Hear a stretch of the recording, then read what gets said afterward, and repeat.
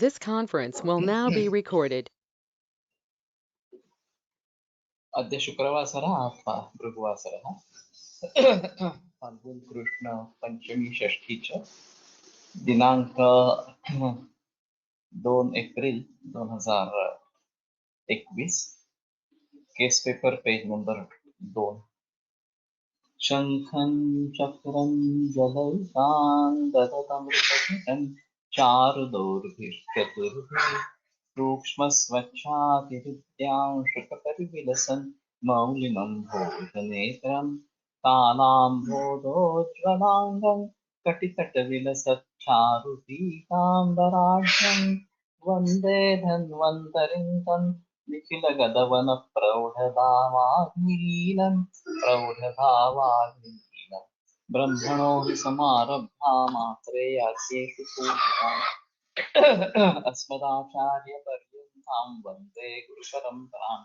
आयुर्वेदरतं वन्दे माधवाख्यं महागुरुम् आयुर्वेदामृतं सर्वं शिष्येभ्यो यः प्रदत्तवान् द्रष्टाज्ञानी दृष्टकर्मा कृतकर्मा तथैव च अध्यापको विश्वश्रेष्ठो महान् संशोधकस्तथा गुणैरेतैः समुदितैः यत्कार्यं तथनोति सः समृद्ध्यर्थं हि कार्यस्य वयं न प्रयतामहे सरस्वत्यै नमो यस्याः प्रसादात् पुण्यकर्मणि बुद्धिदर्पणसङ्क्रान्तं जगदध्यक्षमीक्षते आत्रेयं प्रथमं वन्दे आयुर्वेदजगद्गुरुम् आयुर्वेदामृतं सर्वं गृहीत्वा हि सुरेश्वरात् अग्निवेशादिकेभ्यो यत् प्रयच्छत् सत्तमः प्रथमं तन्त्रकर्तारम् अग्निवेशं नमाम्यहम्।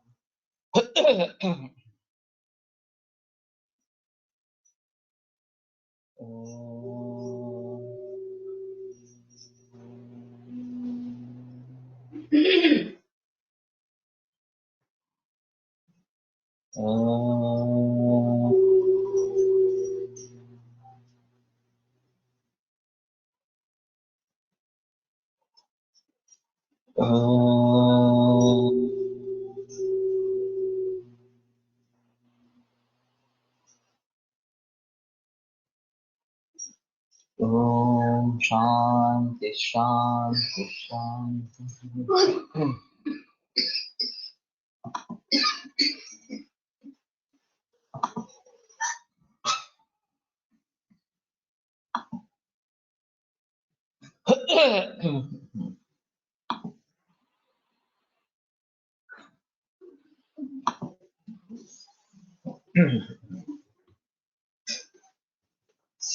तो हम दिनचर्या के बारे में सोच रहे थे।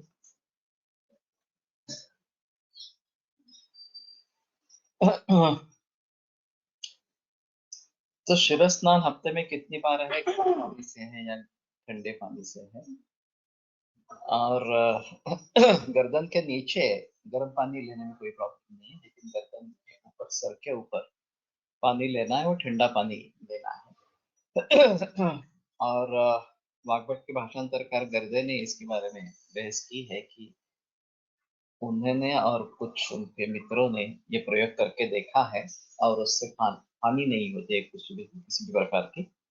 मैं भी करता हूँ तो ठंडे पानी से, सर के ऊपर से ठंडे पानी से इस प्रकार से करता हूँ। प्रश्न असा आहे ह्याच्यामध्ये मला शिक्षण खूप साऱ्या गोष्टींचा आलेला आहे त्या पायाला स्वर आहे त्या डोक्यावर नुकसान आणि या गोष्टी गरजेच्या आहेत. रोज करणं गरजेचं आहे का नाही अशासाठी काय रोज करावा का नाही? रोज नाही, हा प्रश्न आणणं गरजेचं आहे का म्हणजे मला नाही कळलं. पेशंट आलाय तुमच्याकडे, मला स्वर आहे, त्याचा आणि हिस्ट्री घेताना हा प्रश्न आणायची गरज आहे का? नाही, पण स्नान हे गरजेचंच आहे जनरल. स्नान नाही आपण विचारले गेले पाहिजे का? तुला तो रोज मुस्लिम असेल मला तुझं म्हणणं नाही कळलं आहे. ऐकून ऐकलं, कळलं मला. म्हणजे पेशंट कसला आहे त्याच्यासाठी तुम्ही हे सगळे प्रश्न विचारणं गरजेचं आहे.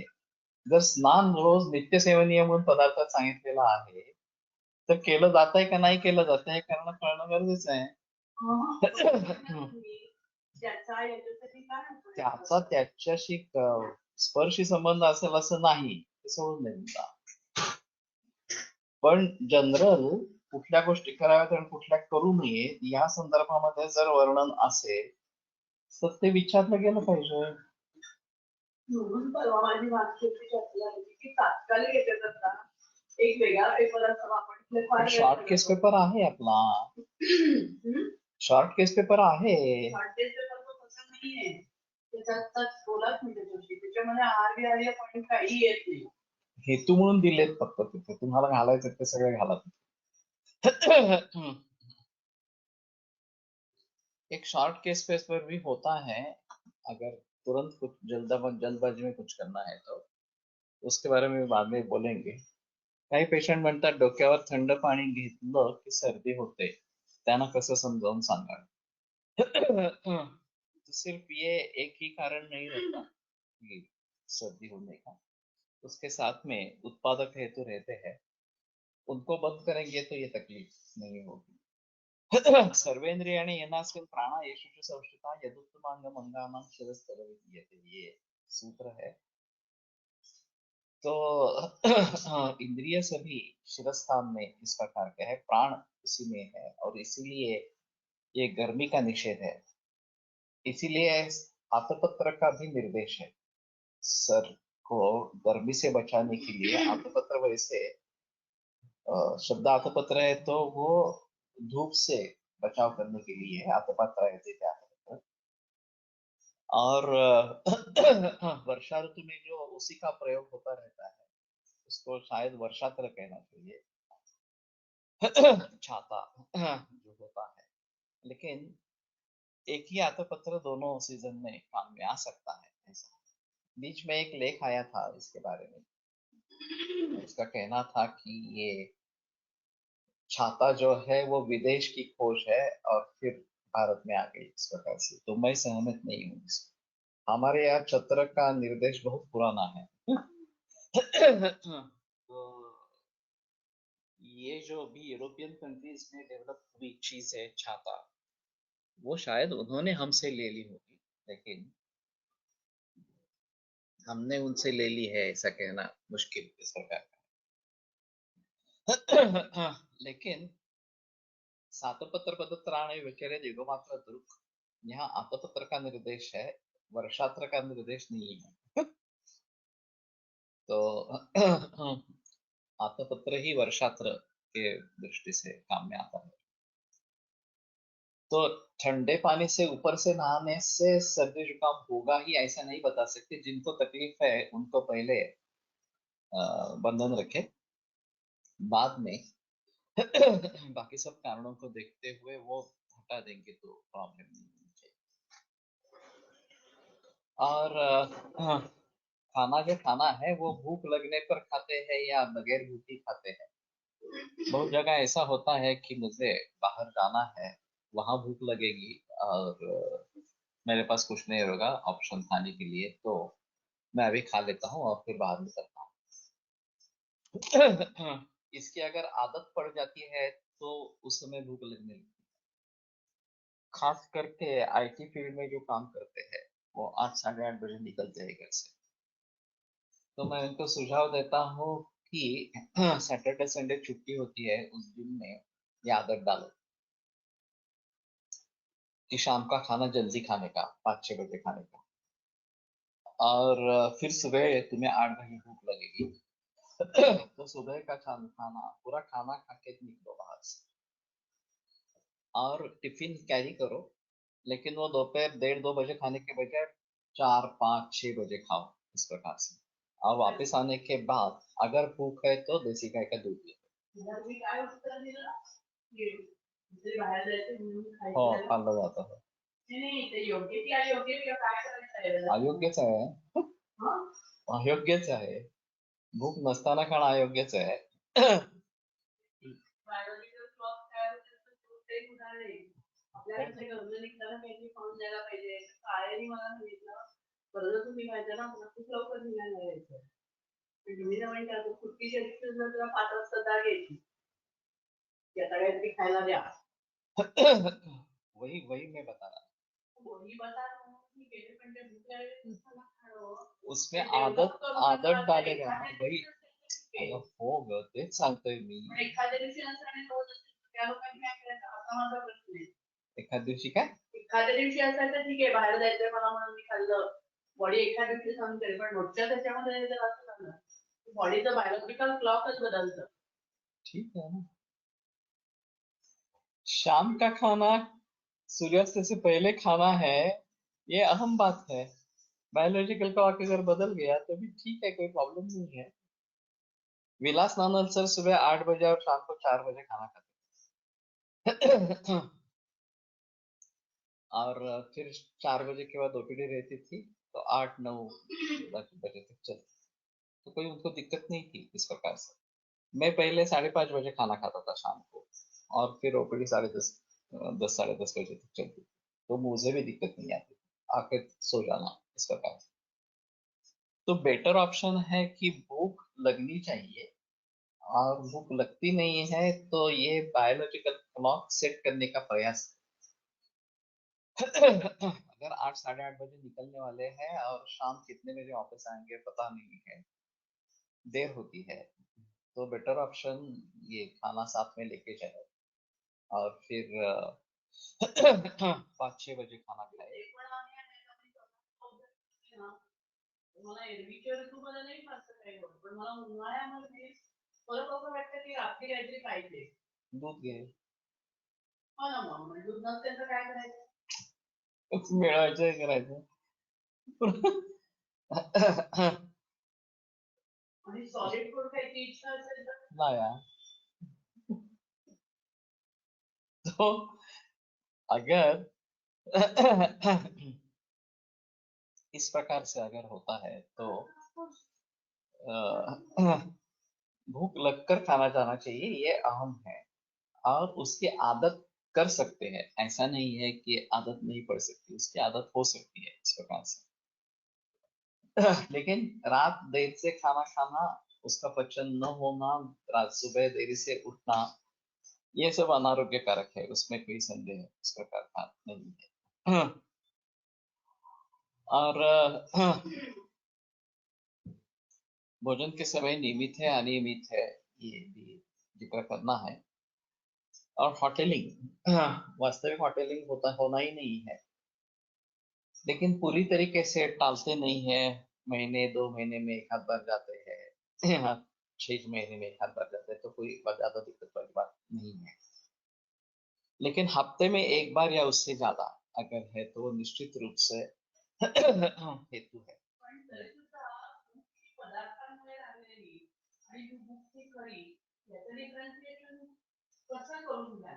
तो सांगितले की मागे बऱ्याच वेळा सांगितलं, सच्ची भूख और झूठी भूख ऐसे दो हो सकते हैं।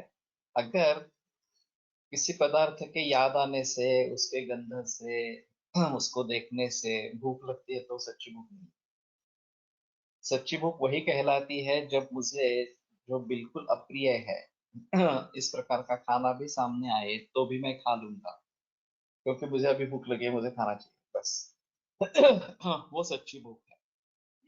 लेकिन अगर टेम्पटेशन से भूक लग रही है तो वो सच्ची भूक नहीं है। एक एक बात सांगा, टेम्पटेशन असताना वासनाक्षय करण्याकरता किती प्रमाणात खावं असं काही सांगू शकाल का? नाही खायचं खरं तर आयडियली। म्हणायला सोपं आहे, प्रॅक्टिकल तर सोपं नाहीये. ये मनोनिग्रह की बात है, त्रुटि भ्रंश है। अगर मैंने डिसाइड कर लिया है कि मुझे अभी भूख नहीं है, केवल मुझे टेम्पटेशन हो रहा है, तो हाँ, बेहतर ऑप्शन है कि हाँ, मनोनिग्रह करे। वैद्याने आहार कसा करावा? सकाळी लवकर जावे लागतं, रात्री उशीर होतो, मध्ये भूक लागली तर वेळ मिळत नाही। ये तुम्हें ही एडजस्ट करना पड़ेगा। अगर सुबह क्लिनिक का टाइमिंग 8:30 9 9:30 इस प्रकार का कुछ रहता है, और बहुत सारे वैद्य नाश्ता करके निकलते हैं और नाश्ते में बदलते हुए पदार्थ लेते हैं। तो वो तो नहीं करना है। अगर तुम सुबह 10 की ओपीडी रखते हो और पूरा खाना खा के निकलते हो तो प्रॉब्लम नहीं है, और शाम की अगर 5 या 6 बजे की ओपीडी हो तो उसके पहले खाना खाकर निकलते हैं तो वो सबसे अच्छा है। तो सुबह 9:30 बजे और शाम को 5:30 बजे खाना खाएंगे तो कोई दिक्कत नहीं रहेगी। लेकिन क्लिनिक शुरू पहले शुरू करते हैं, ऐसा है। 8:30-9 बजे इस प्रकार से। तो फिर दिक्कत हो सकती है कि दोपहर में भूख लगेगी, फिर से उसमें उसमें खाना खाएंगे, 8 बजे खाना खाएंगे तो दोपहर में भूख लगेगी। तो फिर बेटर ऑप्शन है कि खाना डिवाइड करो, रोटी दाल चावल सुबह खाओ, रोटी सब्जी दोपहर खाओ, या वाइस वर्सा करो, कुछ भी करो इस प्रकार से। लेकिन शाम का खाना ज्यादा से ज्यादा 8 साढ़े 8 बजे तक होना चाहिए, उसके बाद में नहीं होना है, और 10 बजे तक सोना है वास्तव में। तो शुरू में प्रैक्टिस ज्यादा हो सकती है, और फिर ये 10 साढ़े 10 बजे तक नहीं पूरी होती, और फिर उसके बाद में आकर खाना खाना ये तो उचित नहीं है। तो बेटर ऑप्शन है कि 5:30 या 6 बजे प्रैक्टिस आरंभ करो, खाना खा के निकलो। तो दोपहर में थोड़ा ही खाना खाना है। अगर इसमें दोपहर 1-1:30 बजे खाना खा रहे हो तो कम से कम 3 घंटों का बीच में फासला होना चाहिए। तो 1-1:30 बजे खाना खाया और 5:30 बजे खाना खाया, ये चलेगा। अजीर्णे सायम आशेतु प्रातर आशेतु सायम आशो न दुष्यति, इस प्रकार का वर्णन है। लेकिन अजीर्णे सायम आशेतु सप्रातर आशो ही दुष्यति, तो वो नहीं करना है। और इसमें देसी गाय के दूध के लेने के लिए कुछ समय रखना चाहिए। अगर हम सुबह उठने के पश्चात दूध लेते हैं देसी गाय का, और फिर 9 साढ़े 9 बजे खाना खाते हैं, और दोपहर में फल लेते हैं क्लिनिक से आने के बाद। मैंने बात करा आपण बोलत राहा त्याचा आपल्याला काही ऐकणार नाही तर तो वाचवणार झाली होती ते आपण नाही दूर करू शकत आहे, वस्तुस्थिती आहे। कारण आपण लहानपणापासून चहाच पितो, मी सर्व प्रश्न चहा पितो। आयडियल काय आहे असंच बघायला पाहिजे। आयडियल उपाय का तुम्ही मनाशी ठरवलं तर होईल, नाही तर नाही। हो ना, माहितीये मला, पण मनाशी ठरवलं तरच ते होईल, नाही तर नाही होणार। एक मिनिट, आणि आपण ह्या प्रकारची इथं चर्चा नको करायला, मी इथं बोलतोय, तू त्या प्रकारे सारखी बोलत राहिलीस तर ते गोंधळ होईल। शंका विचारणं ठीक आहे एखाद वेळेला, पण आपल्यात चर्चा नको व्हायला इथे आता। हो, म्हणजे शंका विचारणं ठीक आहे, पण चर्चा करणं नाही अपेक्षित असणार अशा स्वरूपाचं। तो इसके बारे में संदेह फिर होता है कि दोपहर में अगर हम ऑर्गेनिक फ्रूट लेते हैं, फल लेते हैं, और शाम का खाना खा लेते हैं, तो ये सबसे आइडियल है। अभी जो दिक्कतें आ रही है, vitamin B12 deficiency, D3 deficiency, या बाकी विटामिन की कमी वगैरह वगैरह, ये बातें अगर हम नियमित रूप से फलाहार करेंगे और देसी गाय का दूध लेते रहेंगे, एक बार वो कम से कम 300 ml लेना है सुबह दूध। जो वेजिटेरियन है उनके लिए तो ये काफी आवश्यक है। तो ही D3 और B12 की आपूर्ति हो पाएगी, और बाकी विटामिन वगैरह जो है वो फ्रूट्स से मिलेंगे। ताजे फल अगर मिलते हैं तो दोपहर में खाएंगे, और फिर शाम को खाना खाएंगे, और रात में अगर जरूरत पड़ती है तो दूध ले लेंगे। तो ये सबसे आइडियल इस प्रकार का है, और इसके साथ नियमित व्यायाम और योग ये होना है सुबह उठने के बाद। तो ये अगर करते रहेंगे तो भी ठीक इस प्रकार का रहेगा, तो स्वास्थ्य बना रहेगा। और जो भी खाना खाना है वो ऑर्गेनिक ही खाना है या नैसर्गिक खाना है, समय पे खाना है वगैरह वगैरह इस प्रकार से। और चित्तवृत्ति प्रसन्न होनी चाहिए, ये भी एक अहम मुद्दा है। खाते समय तन्मना भुंजित और प्रसन्न मनसा भुंजित, ये दोनों बातें होनी चाहिए।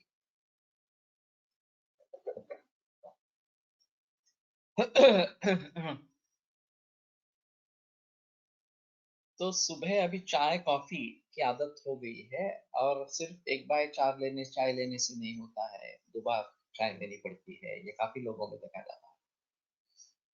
और कॉन्स्टिपेशन होता रहता है। चाय लेते हैं तो कॉन्स्टिपेशन छूट जाता है, पर बहुत लोगों में तंबाकू खाने से कॉन्स्टिपेशन रिलीव होता है और ये आदत पड़ जाती है इस प्रकार से।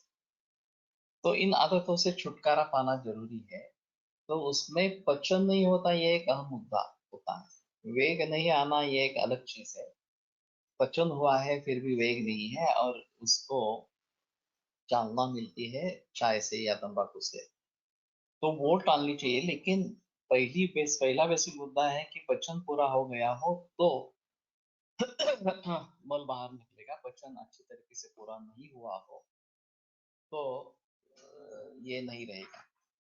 तो फिर मल का स्वरूप कैसा है, वो वेल फॉर्म्ड इस प्रकार का होना चाहिए, पानी में तैरना चाहिए, उसमें दुर्गंध नहीं होनी चाहिए। इन सभी बातों को ऑब्जर्व करना चाहिए। ये अगर ठीक है तो पचन अच्छा है, पचन अच्छा है और फिर भी नहीं हो रहा तो स्निग्धांश कम है क्या ये देखे, या फिर स्टिमुलस इस प्रकार का कुछ चाहिए तो शुरू में गर्म पानी पीकर भी इस प्रकार का स्टिमुलस हो सकता है। लेकिन इसके लिए मानसिकता होनी चाहिए कि मुझे ये बदलाव लाना है इस प्रकार से। तो ये अगर करेंगे तो आगे की बात इस प्रकार की हो सकती है। तो चाय कॉफी ये वास्तव में अच्छा नहीं है, इसमें संदेह नहीं है। लेकिन फिर भी अगर आदत पड़ गई है, या छोड़ने की इच्छा नहीं है, या दूसरे किसी पे घर पे जाते हैं, तो अभी आदरातिथ्य करने का यही रिवाज है, चाय पिलाना इस प्रकार से। और आपके अगर सामाजिक संबंध ज्यादा है तो ये बात हो सकती है कि आपको टालना मुश्किल हो जाए इस प्रकार से। और वैसे अभी दीक्षित डाइट में बहुत थोड़ा दूध डाल के या बगैर दूध के ही चाय लेनी है इस प्रकार का कहना है। तो लोग उस प्रकार का भी करते हैं या ग्रीन टी लेते हैं, ये भी एक अलग फासला हो सकता है। ग्रीन टी से अगर आप संतुष्ट हो तो वो भी एक अच्छा तरीका इस प्रकार का रहेगा। तो इसके बारे में सोचना है कि हमें परिवर्तन लाना है, ये पहली बात है। और फिर वो परिवर्तन किस प्रकार से लाए उसके बारे में सोचिए। तो सुबह का नाश्ता ये एक अहम मुद्दा है। और जैसे मैंने कहा कि नित्य सेवनीय जो पदार्थ है वही लेने हैं, तो दाल चावल या रोटी सब्जी यही बेहतर नाश्ता इस प्रकार का। हफ्ते में या 15 दिन में एक बार आप जरूर दूसरा कुछ नाश्ता करना है, पोहे या उपमा या कुछ इस प्रकार से, तो सोच सकते हैं उसके बारे में। लेकिन रोजाना खाने के लिए ये पदार्थ अच्छे नहीं है। और फिर ढोकला, समोसा, परंजी और इस प्रकार से कुछ जो बदलते रहते हैं, वो तो करना अच्छा नहीं है। तो तली हुई चीजें इस प्रकार से खाना, इडली भी फर्मेंटेड है, तो केवल साउथ को छोड़कर बाकी भारत में इडली प्रचलन में नहीं होनी चाहिए नित्य रूप से। तो साउथ में वो परंपरा से बहुत पीढ़ियों से प्रचलन में है, उनमें कोई दिक्कत नहीं इस प्रकार का। दोपहर से जेवण तो कितने बजे और भूख होती है या नहीं होती है ये भी आवश्यक है। और फिर काम पे है तो टिफिन कैरी करने चाहिए, उसमें संदेह है इस प्रकार की। अभी विदेशों में स्लो कुकर्स आ गए हैं, 4 घंटे या 8 घंटे में पकाने वाले। तो इलेक्ट्रिक पर होते हैं, टाइमिंग सेट होता है उसका। सुबह अगर 8 बजे कुकर लगा के चले जाते हैं, तो 4 बजे तक खाना तैयार हो जाएगा, 8 घंटे का इस प्रकार का है तो। और फिर ऑन ऑफ मोड पे रहेगा, शाम 5:30 5:30 6 बजे आएंगे तो ताजा गर्म खाना मिलेगा। पुनरुष्णीकृतम त्यजेत ये भी बात बताएगी, फिर से गर्म किया हुआ खाना नहीं खाना है। तो पकाते समय जो उष्णता उसमें है, उसी उष्णता के समय उसको खाना है। तो उसको टिकाने के लिए ये जो वार्म टिफिन इस प्रकार के हैं जिसमें खाना गर्म रहेगा, इस प्रकार का कैरी करना ज्यादा बेहतर इस प्रकार का। और फिर हमें खाना गर्म इस प्रकार का मिलेगा, लेकिन एल्यूमिनियम फाइल का इस्तेमाल नहीं करना है। ये भी प्रचलन में है कि एल्यूमिनियम फॉइल होती है, एल्यूमिनियम का उपयोग करने से अल्जाइमर होता है, ये सिद्ध हुआ है, और सेरिब्रल एट्रोफी होती है। तो वैसे भी आगे एल्यूमिनियम बढ़ने से वापर आएगा इस प्रकार का। और खासकर एल्यूमिनियम की कढ़ाई या एल्यूमिनियम का बर्तन दूध गर्म करने के लिए इस्तेमाल में होता है।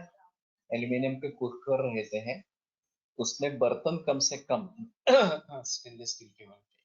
अब स्टेनलेस स्टील के कुकर भी उपलब्ध है, तो बेटर ऑप्शन वो है कि स्टेनलेस स्टील का प्रयोग करें इस प्रकार से। सायंकाल का नाश्ता है, तो ये भी एक अहम मुद्दा रहेगा। बहुत सारे लोग कंपनी में नाश्ता करके निकलते हैं, और शाम को घर आने के बाद चाय लेते हैं, और फिर उसके बाद में 1 घंटे के बाद खाना खाते हैं। तो ये सभी गलत इस प्रकार का तरीका है। वैसे शाम को नाश्ता लेने की जरूरत नहीं पड़नी चाहिए। अगर 1-1:30 बजे आपने खाना खा लिया है और आप रात 8 बजे घर पहुंचने वाले हैं, 7:30-8 बजे, तो शाम का नाश्ता करने की जरूरत नहीं है। तो लोगों को आदत पड़ जाती है, मुझे भूख लगती है वगैरह, मुझे थकान आती है, ऐसा बोलते हैं। तो फिर मैं सुझाव देता हूँ, ये लाचा का बना हुआ चूड़ा, चाहे शादी लाचा या फिर ज्वार की लाया, इस प्रकार लाचा, इस प्रकार से उसके बारे में सोच सकते हैं। 8 तास ना, गुरु नहीं होता। ढक्कन रखने से गुरु होता है, ये चीज है। पुराने जमाने में ये तांबे का बर्तन रहता था, कोकण में पर्टिकुलरली, उसमें ज्यादा पानी डाल के चावल पकने के लिए रखते थे, और सुबह सिर्फ पेया निकालते थे, उसमें प्रसुत हो जाता था उस प्रकार से। और पेया थोड़ा नमक डाल के, थोड़ा हिंग डाल के या घी डाल के पीते थे, और चावल वैसे ही पकता रहता था। दोपहर में 12:30-1 बजे वापस आएंगे तो चावल निकाल के वो खाएंगे, तो वो बहुत धीमी गति से पकता है। मंदो यात्रा कर सकता, मंद गुण जो है वो यात्रा कर बताएगा। तो इस प्रकार से मंद आंच पर अगर तपता रहे तो ज्यादा अच्छा रहेगा, इससे प्रॉब्लम नहीं आएगी इस प्रकार से। अभी प्रेशर कुकर का प्रयोग करना है नहीं करना है, इसके बारे में संदेह है, और लोगों का कहना है कि इसमें ज्यादा गुरु हो जाता है इस प्रकार से। काढ़ा सम करते समय भी उस पर ढक्कन ढक्कन नहीं रखना है, वो गुरु हो जाता है, ऐसा कहना है। तो उसी प्रकार से प्रेशर कुकर का प्रयोग टाले तो बेहतर है। लेकिन फिलहाल की कंडीशन में जब सभी समय पर निर्भर है और समय कम है, तो इसमें मॉडेस्ट वे क्या हो सकता है, ये थोड़ा देखने की कोशिश करें। तो जल्दी उठना, ये सभी का एक इलाज है। जल्दी अगर हम जाग जाएंगे तो ये बात हो सकती है कि ये सब करने के लिए सब फुर्सत मिले। तो धीमे आंच पर अगर पकाएंगे तो 15-20 मिनट के बजाय आधा घंटा 1 घंटा लगेगा। वो ठीक है, अगर उतना समय आपके पास है तो प्रॉब्लम नहीं है। मिट्टी के बर्तन में, खुले बर्तन में चावल पकाएंगे तो उसकी टेस्ट भी अलग आती है। 1 घंटा लगता है, हाँ, और थोड़ा देखना पड़ता है बीच बीच में कैसा है इस प्रकार से। लेकिन ये अच्छा तरीका है इस प्रकार से। शिफ्ट ड्यूटी असणाऱ्यासाठी जेवणाची वेळ नियमित कशी ठरवता येईल? मैं उनको बताता हूँ कि जो फैक्ट्री में टाइमिंग सेट है, उसी टाइम को घर पे भी पालो। अगर फैक्ट्री में दोपहर का टाइम 12, 12:30, 1 इस प्रकार का है, तो घर में भी उसी समय खाना खाओ। रात का खाने का समय अगर 8 बजे का है, तो घर में भी 8 बजे ही खाना खाओ। तो ये परिवर्तन पाए, चाहे कौन सी भी शिफ्ट हो, फर्स्ट सेकंड थर्ड कौन सी भी शिफ्ट हो, ये टाइमिंग अगर सेट करते हैं घर का और फैक्ट्री का दोनों का, तो ठीक रहता है। तुरीची डाळ कशी शिजवावी? शिट्टी न लावता कुकर वापरला तर मध्यम मार्ग। मालूम नहीं, करके देखना चाहिए, लेकिन पकना चाहिए खाना। पकता है या नहीं पकता है ये देखना चाहिए। तूर की दाल पहले भी पकाते थे, ऐसा नहीं है प्रेशर कुकर आने के बाद ही दाल पकती है, ऐसा नहीं है। ज्यादा दिन देर रखनी पड़ती है। दूसरा एक तरीका है कि पानी में भिगो के रखो, शायद सुबह भिगो के रखे हो या रात में भिगो के रखो, तो भीगने के बाद 1-2 घंटे भी अगर भिगोगे तो जल्दी पक जाती है। तो ये एक तरीका है इसमें। कुछ लोग थोड़ा तेल और हल्दी नमक इस प्रकार का डालते हैं पचन होने के लिए, तो वो भी एक तरीका हो सकता है, शिफ्टी न होता।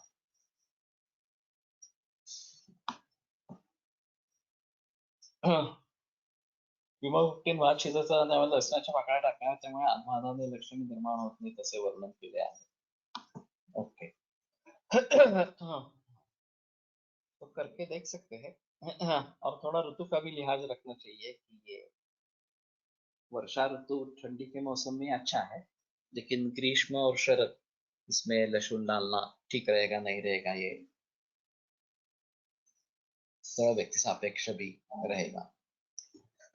वैसे अजवाइन भी डालते हैं इस प्रकार से, जीरा डालते हैं। रात्रीच्या वेळेस जेव्हा मी तिथं 2 केसेसमध्ये असा अनुभव घेतला. नर्सेस होत्या आणि त्यांना प्रेग्नन्सीसाठी ट्रीटमेंट होतं. जोपर्यंत नाईट शिफ्ट्स आहेत ना, तोपर्यंत प्रेग्नन्सी राहिली नाही. आणि जरी इम्प्लांट केलं तरी सुद्धा प्रेग्नन्सी टिकली नाही. जोपर्यंत काय आहे तोपर्यंत नाईट शिफ्ट्स चालू होत्या ना, हा नाईट नाईट शिफ्ट्स शिफ्ट चालू होत्या आणि जरी हे बंद केलं तरी प्रेग्नन्सी टिकली नाही. आणि मग थांबलं, मग ते झालं का? नाईट शिफ्ट बंद केल्या त्याच्यानंतर संध्याकाळी केलं तर ते झाली प्रेग्नन्सी।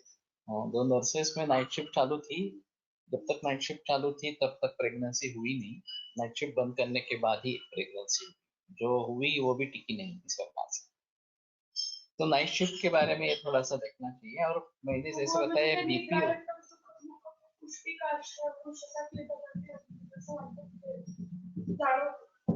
पुरुषता क्लिबता पण है ना। तो निद्रा आवश्यक इस प्रकार की है। और अभी बीपीओ वगैरह मैंने कुछ मरीज ऐसे देखे हैं जिनको सदा के लिए ही नाइट शिफ्ट है। ये अजीब है। ये इस प्रकार से नहीं होना है। हफ्ते में महीने में 1 हफ्ता नाइट शिफ्ट है तो भी कुछ हद तक कर सकते हैं। नाही पण ते लोकांना पटत नाही. एक मध्ये मी तिला समजावलं त्याच्यानंतर तिची प्रेग्नन्सी राहिली ऑनलाईन. दुसरीमध्ये तिने आययूआय केलेलं आणि इम्प्लांट केलेलं. सो आम्ही पण केलं होतं.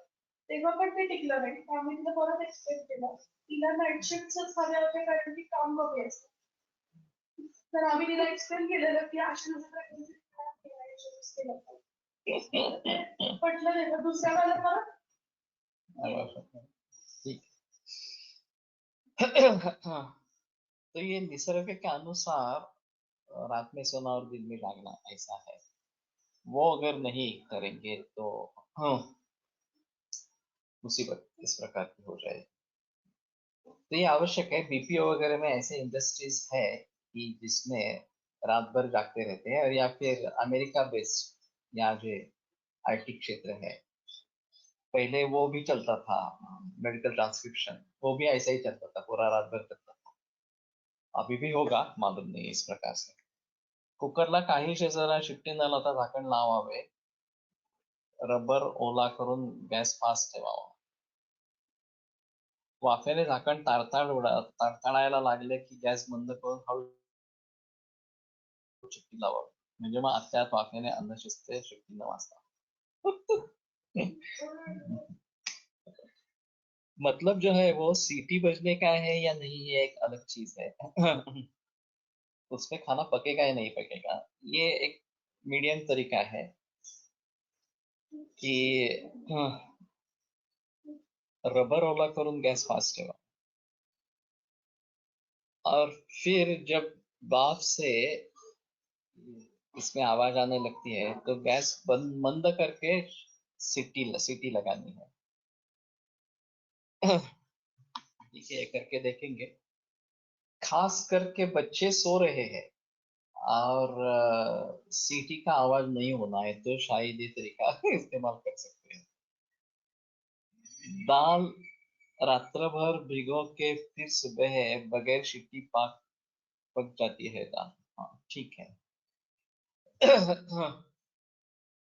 तो इसमें शैथिल्य जनन होता है, पानी में भिगो कर रखते हैं तो उसमें शैथिल्य जनन हो जाता है ना, और ये शैथिल्य पकाने के लिए फायदेमंद होता है। तो ये बेहतर तरीका है, अगर दाल पकती नहीं है, चावल पकता नहीं है, तो ये करना जरूरी है, पानी में भिगो कर रखेंगे तो अच्छा इस प्रकार का है। तो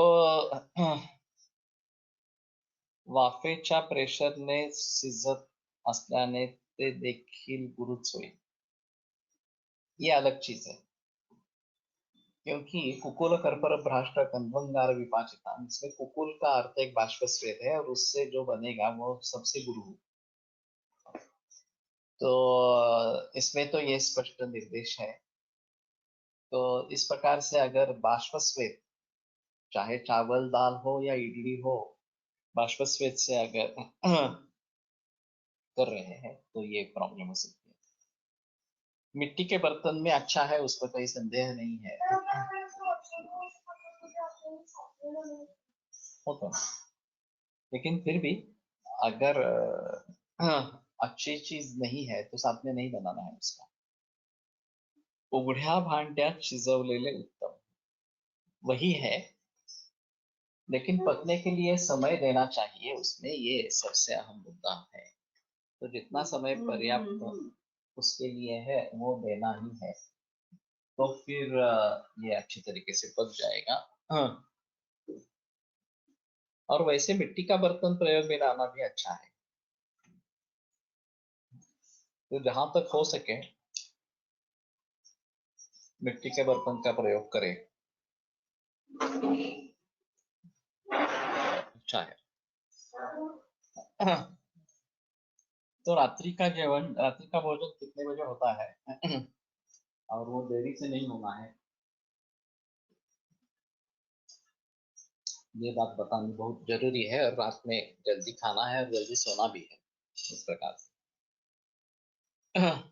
भांड्यावर थोडे उघडे झाकण दिले तर देखील लवकर शिजते। हाँ, लेकिन ये सब देखने की चीजें हैं किस प्रकार से करेंगे। ढक्कन रखते हैं और वो भी लूज रखते हैं कि भाप निकल सकती है उसमें से, तो भी ठीक इस प्रकार का है।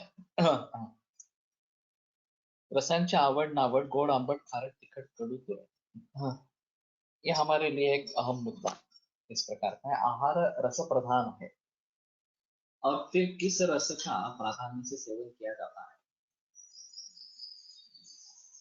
उसके ऊपर जो दोष संचय प्रकोप होने वाले हैं शरीर में, वो निर्भर इस प्रकार का रहता है। ज्यादातर देखा जाता है कि मधुर, अम्ल, लवण और कटु, ये चार रस ज्यादा प्रयोग में लाए जाते हैं, और तिक्त और कषाय ये ज्यादा प्रचलन में नहीं होते हैं।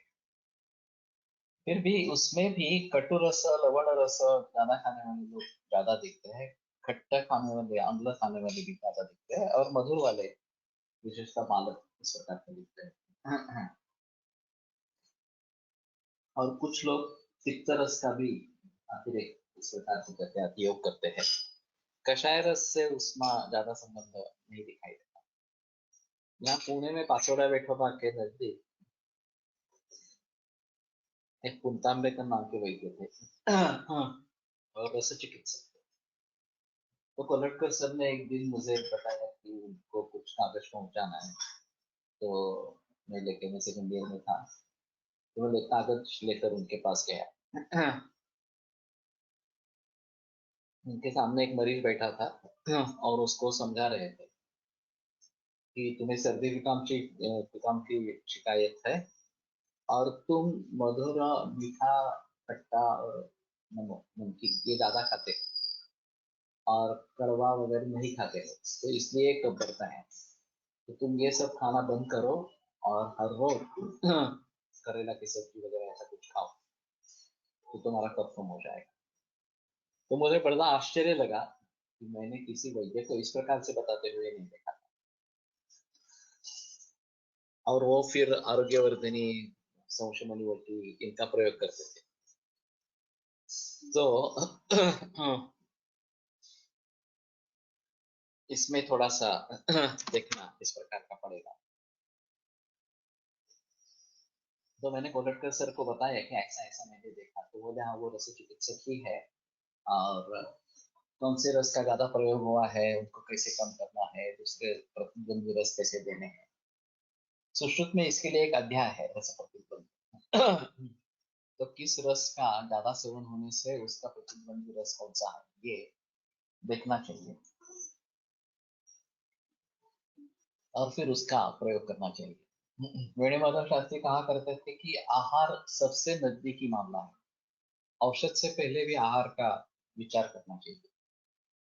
तो ये दो तरीके का विचार हो सकता है कि जो अहित सेवन है उसको टालना और अहित सेवन के विपरीत सेवन करवाना।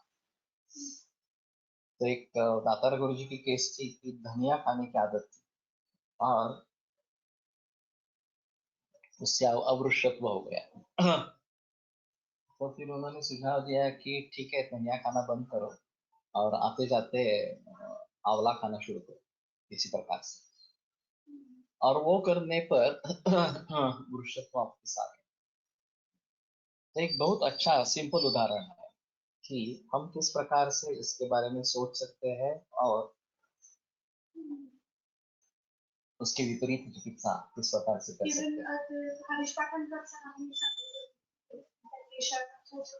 लवणाचं सेवन होतं आणि खालीचं होतं त्याला ते कशात म्हणून हरिकते दिली आणि त्याने उपयोग झाला।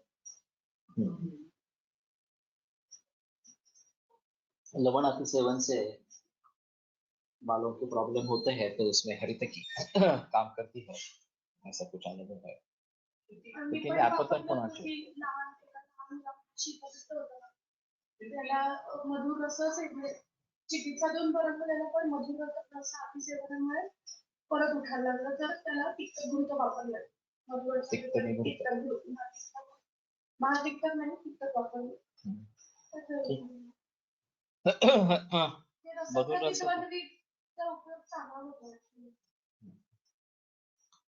तिक्त का इस प्रकार से मैंने प्रयोग नहीं किया है कि मधुर रस का सेवन ज्यादा है इसलिए तिक्त रस देना है तो तिक्त की दे देंगे, इस प्रकार से भी हो सकता है। If we keep dal in water overnight, is it not like fermentation, दोषकर रक्त दुष्टिकर?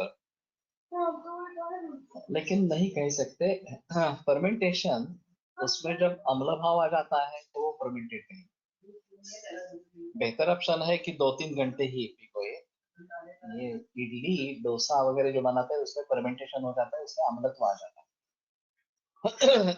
वो शायद उड़द दाल की खासियत है कि इस प्रकार से उड़द दाल फर्मेंट अच्छी होती है और ये इडली डोसा वगैरह उससे ज्यादा बनते हैं, अच्छे बनते हैं। लेकिन बाकी सभी चीजों में इस प्रकार से अम्लत्व आएगा ये बताना थोड़ा मुश्किल है। अब ये अप्पे वगैरह बनाते हैं उसमें भी थोड़ा खट्टापन आता है, इसमें चने की दाल इस प्रकार की रहती है तो, लेकिन उड़द भी रहता है उसके साथ में। तो ये थोड़ा सा उड़द दाल की विशेषता इस प्रकार की लगती है मुझे। बाकी सभी चीजों में उतना फर्मेंटेशन नहीं आएगा, तो कर सकते हैं। मैं तो सुबह उठने के बाद तुरंत दाल भिगो दे और फिर पकाए, वो भी बेहतर ऑप्शन इस प्रकार का है।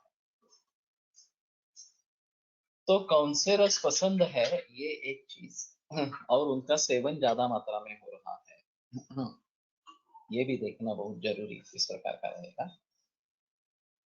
और इसका पता जो उससे बने पदार्थ हैं उनके द्वारा चलेगा कि इसमें हमने मधुर स्कंद, अम्ल स्कंद, कटु स्कंद वगैरह इस प्रकार से दिए हैं और उसमें जो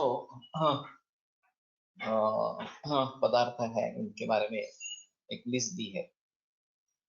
फिर भी इसमें कुछ एडिशंस हो सकते हैं, ये हमने प्रायः उपयोग में ज्यादा आने वाले जो है वो उन चीजों का जिक्र किया है और उसके आधार पर मधुर सेवन ज्यादा है, अम्ल सेवन ज्यादा है, इसके बारे में सोच सकते हैं। इंस्टेंट ढोकला और इडली खावी का मालूम नहीं है, इंस्टेंट बनता है तो प्री फर्मेंटेड होता है।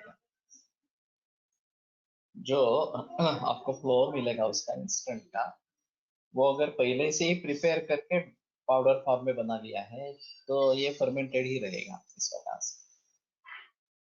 लेकिन अगर खुद ही बनाते हैं घर पे ही इंस्टेंट इस प्रकार से, तो शायद दिक्कत नहीं होनी चाहिए। आम्ही जिथे जिथे बेसन हरभरा डाळचा वापर असतो तिथे सर्व ठिकाणी बेसन म्हणून मुगाच्या डाळीचे पीठच वापरतात। हमारे घर में भी है ये प्रचलन, लेकिन मुझे थोड़ा सा ऐसा लगता है कि ये वात प्रकोपक है, ये हमारे दिमाग में इतना बैठ गया है बेसन, तो उसका प्रयोग नहीं करना है। गुरु है और फिर भी वात प्रकोपक है।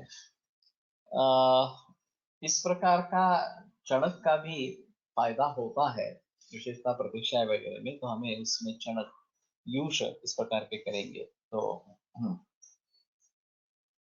खायचा सोडा आणि लिंबू सत्व वापरतात। तो ठीक है, तो फर्मेंटेशन के लिए कुछ ना कुछ इस प्रकार का चाहिए। अभी बेकिंग सोडा सभी जो बेकरी प्रोडक्ट्स है इसमें बेकिंग सोडा इस प्रकार का रहता है और उससे फर्मेंटेशन में सहायता मिलती है। साइट्रिक एसिड वापरतात ते योग्य, लेकिन मेरे ख्याल में जो साइट्रिक एसिड के प्रयोग के बजाय लेमन का ही डायरेक्ट प्रयोग करें अगर उससे हो सकता है, वो बेटर ऑप्शन, नेचुरल जो है ऑप्शंस वो बेटर इस प्रकार के रहेंगे। तो फिर परंपरा से चले वो ज्यादा बेहतर इस प्रकार का है। कभी एक आध बार आप करते हैं तो कुछ प्रॉब्लम नहीं होनी चाहिए, लेकिन ये अगर रोजाना शुरू हो जाए तो तकलीफ वाली बात इस प्रकार की होती है। हाँ, तो कौन से रसों का कितना सेवन है ये देखना जरूरी है। मोयोलेले एक बात बताते थे, हाँ, कि 3-4 रोटी और थोड़ी सब्जी ऐसे खाने वाले कुछ लोग होते हैं, और 2 रोटी और बहुत सारी सब्जी ऐसे खाने वाले लोग होते हैं। तो रोटी ज्यादा और सब्जी कम, ये ज्यादा अच्छा है, क्योंकि सब्जी में सभी प्रकार के रस जाते हैं, रोटी में मधुर रस ही जाता है। तो षड्रसम मधुर प्रायम, षड्रस होना चाहिए और मधुर प्राय होना चाहिए। तो मधुर प्राय होने के लिए मधुर रस के पदार्थ रोटी या दाल या चावल ये ज्यादा होने चाहिए, और बाकी व्यंजन जो है वो कम होने चाहिए, वो व्यंजन के स्वरूप में ही होनी चाहिए। तो मुख्य अन्न और व्यंजन इसमें फर्क करना है। तो बेटर ऑप्शन जो बॉडी बिल्डिंग मटेरियल है वो ज्यादा प्रयोग में इसका फैसला है। तो ये भी देखना चाहिए कि हाँ, रोटी ज्यादा खाते हैं या फिर सब्जी ज्यादा खाते हैं। और उत्तर प्रदेश में मैंने देखा अचार भंडार होते हैं, केवल अचार बिकने वाले दुकान, और बड़े पैमाने पर लोग वहां से अचार लेके रोटी के साथ खाते हैं। ये भी गलत है। अचार का इतना ज्यादा इस्तेमाल ये अच्छा नहीं है, क्योंकि इसमें नमक बहुत ज्यादा मात्रा में होना है, तेल भी ज्यादा होना है। अगर अचार टिकना है तो उसके लिए तेल और नमक ये दोनों चीजें काफी मात्रा में चाहिए, ऊपर तक तेल आना चाहिए और नमक भी उसका लवण स्पष्ट रूप से प्रतीत हो इतना होना चाहिए। इसके अपवाद भी है, नींबू का मीठा अचार वगैरह इस प्रकार से भी बनाते हैं, तो ये जिसमें ऑयल नहीं रहता और उतनी ज्यादा मात्रा में नमक भी नहीं रहता, तो वो बेटर चॉइस इस प्रकार का है। और बाकी भी सब्जियों के भी इस प्रकार से अचार बनाते हैं, और वो टिकते नहीं है ज्यादा। आंवले का अचार बनता है वो भी अच्छा है, वो भी टिकता नहीं है। तो अगर टिकना है तो फिर ये ज्यादा मात्रा में नमक और ऑयल डालना पड़ेगा, नहीं तो बना के फ्रीज में थोड़ी देर रखो, हफ्ते में फिनिश कर दो, ताजा ताजा ही बनाते जाओ और फिनिश करो, ये ज्यादा बेहतर इस प्रकार का ऑप्शन है। मैंने थोड़ा सा सोचा था कि अचार हम प्रचलन में लाएंगे तो ये टेस्ट के लिए भी अच्छा रहेगा, और उसके जो दुष्परिणाम है उसको कैसे टालना है ये थोड़ा देखना पड़ेगा। तो करेला का अचार ये भी हो सकता है, हल्दी का अचार ये भी हो सकता है, या हल्दी और आंवला इस प्रकार का अचार ये भी हो सकता है। तो उसमें थोड़ा सा R&D करना पड़ेगा ये टिकाऊ कैसे बनेंगे।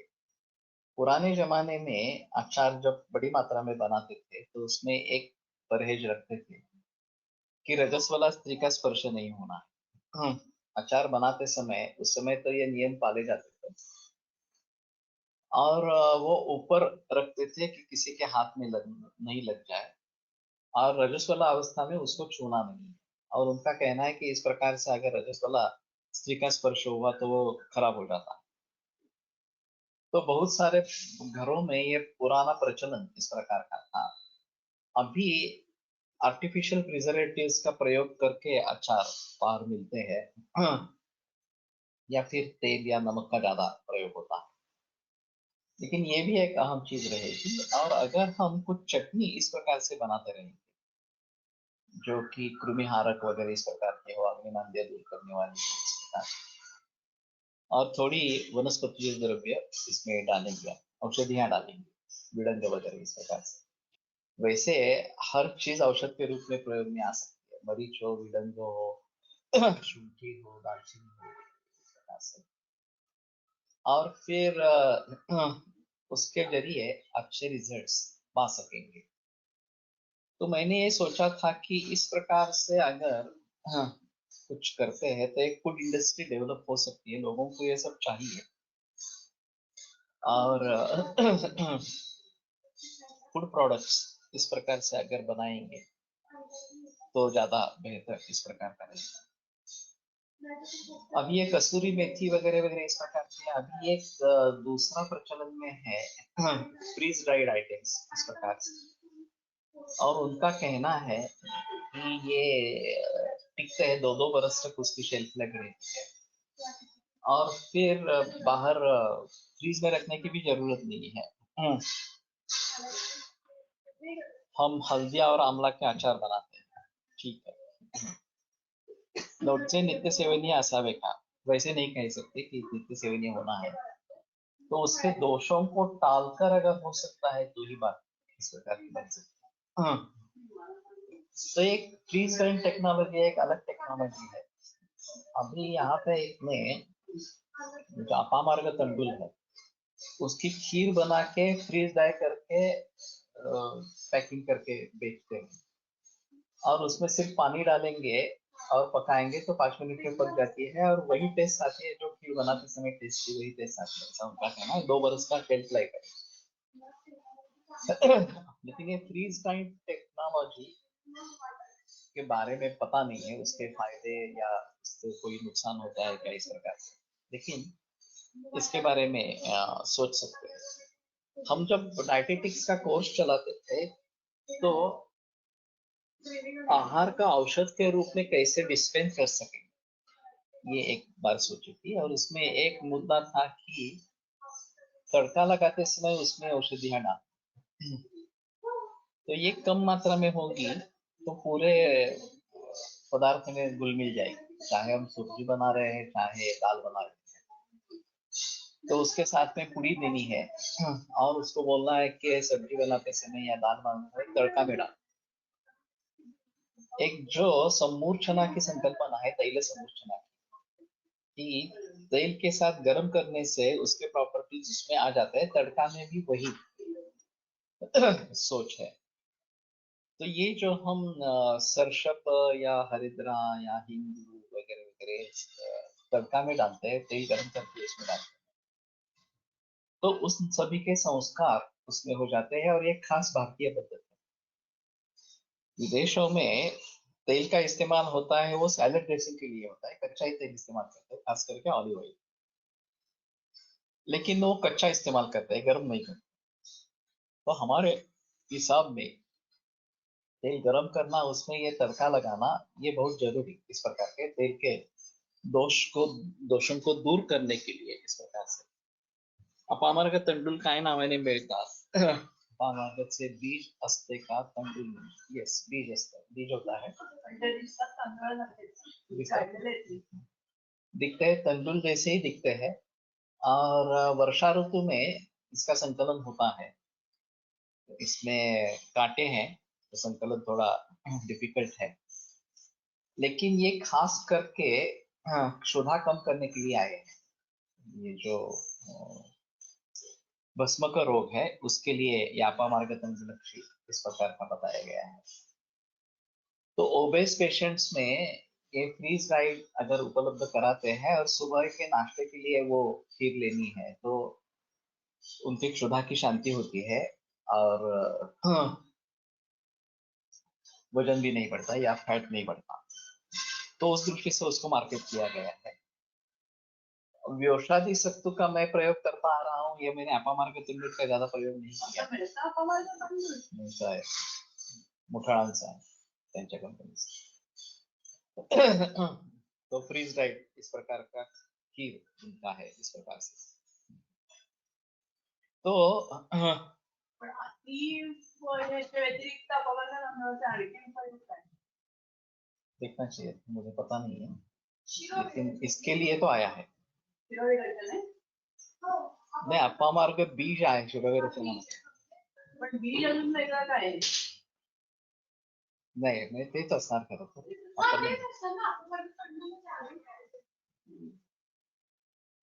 तो ठीक है।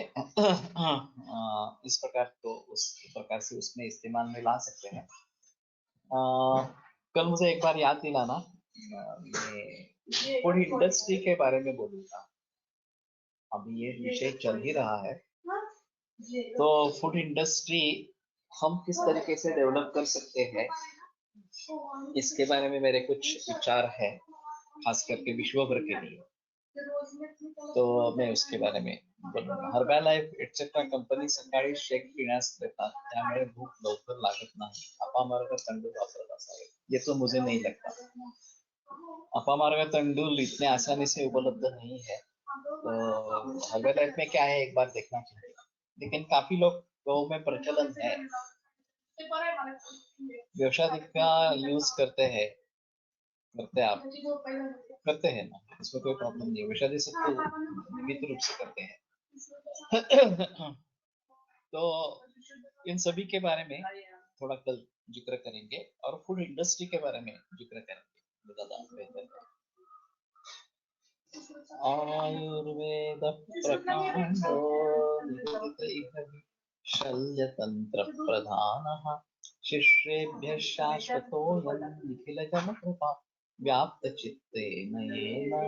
आयुर्वेदस्य वाञ्छन् पुनरपि भुवने कांश सुष्ठु प्रतिष्ठां, श्रेष्ठं धन्वन्तरिन्दं प्रणमति च सदा वैद्यवर्गो हि नूनम्, वैद्यवर्गो हि नूनम्।